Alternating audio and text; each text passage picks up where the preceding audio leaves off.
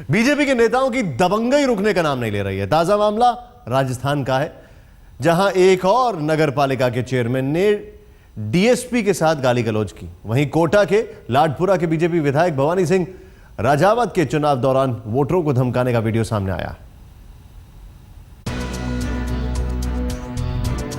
राजस्थान में बीजेपी नेताओं की दबंगई की सीडी लगातार सामने आ रही है।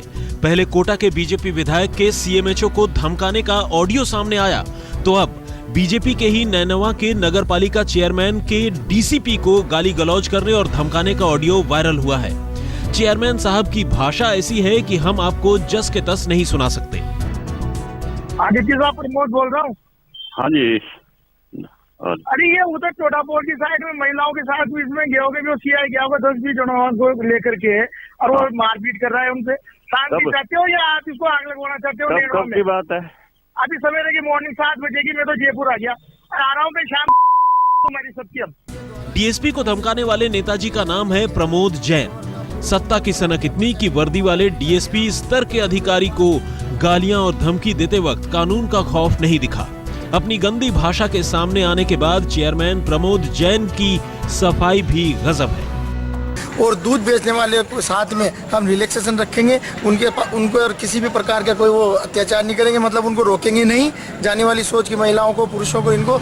लेकिन पुलिस के द्वारा जिस प्रकार से कार्रवाई की गई उसको लेकर के मैं अपनी वेदना को नहीं रोक सका। गाली देते वक्त नेताजी की भावनाएं उबाल मार रही थी, लेकिन वर्दी वाले डीएसपी उस वक्त भी खामोश थे।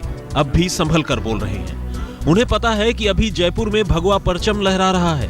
ऊपर से अपने सीनियर यानी जिले के पुलिस कप्तान रहे पंकज चौधरी का तबादला होते देखा। पंकज डीएसपी को गाली देने वाले पर कार्रवाई करने वाले थे। तो सीओ साहब को मैंने कहा था कि मैं इसके खिलाफ आगे कार्रवाई करूंगा, लेकिन चूंकि उस दौरान मेरा ट्रांसफर वहां से हो गया, तो उसके बाद आई थिंक अभी 3 महीने का समय होने जा रहा है। क्या कार्रवाई हुई मुझे जानकारी नहीं है, लेकिन जिस तरह से ये जो धमकी दिया गया, जिस तरह से ये बातें हुई हैं, बहुत दुर्भाग्यपूर्ण है। किसी तरह की कार्रवाई की मांग अब करेंगे आप? मैंने वो उसकी रिपोर्ट वगैरह अंकित कर दी थी, बाकी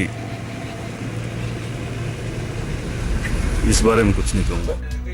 अब बीजेपी के कोटा लाडपुरा के एक और विधायक भवानी सिंह राजावत की दबंगई भी सामने आ गई। इनके वोट मांगने का अंदाज भी देख लीजिए। अब कान खोल कर सुन लो, आजकल वोटों का पता चल जाता है कि इस ब्लॉक का वोट कितना मिला। ये सब पेटी खुलेगी तो मुझे पता चल जाएगा। और आपका पेटी खुली और मुझे लग गया कि कमल के पुल पे वोट नहीं मिला, तो कोई माई का लाल बचाने नहीं आएगा। मैं सबके मकान खाली कराऊंगा। सीडी के सामने आने के साथ ही विधायक जी की सफाई भी साथ ही आई। और इसलिए मैंने कहा कि भाई जब जन सुविधाएं, सब मूलभूत सुविधाएं आपको दे रहे हैं, तो आपको हमारी भी मदद करनी चाहिए और हमें वोट देने चाहिए। ये बात कहना कोई अपराध नहीं है। कोटा के एक विधायक की बदजुबानी पर बीजेपी ने कार्रवाई तो कर दी, लेकिन देखना होगा कि पार्टी अपने और नेताओं को कैसे काबू करेगी। कोटा से संजय वर्मा के साथ शरद कुमार, जयपुर आज तक।